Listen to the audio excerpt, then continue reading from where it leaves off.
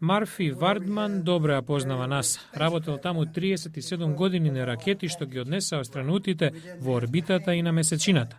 Овој пензиониран инженер смета дека американската вселенска програма пошла во погрешен правец 1970-тите, кога НАСА се откажа од подалечни мисии во вселената. Тогаш стапнавме на месечината и имавме капацитет. Денес не можеме ништо.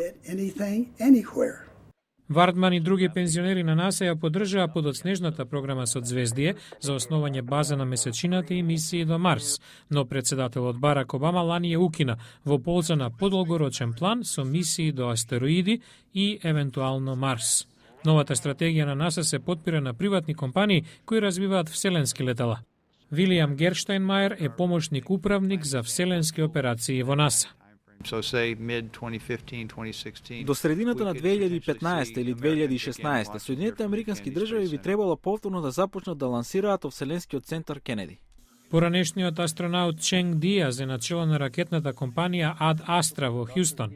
Тој работи на плазма ракета и со ентузијазам гледа на долгорочните планови на НАСА. Затворате едно поглавје со цел да отворите ново. Очекуваме тоа да биде уште подобро. Марфи Вардман има резерви, но се надева дека ќе биде како што вели Ченг Диаз.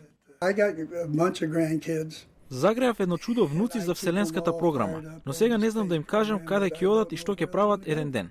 I really don't know what we're going to do.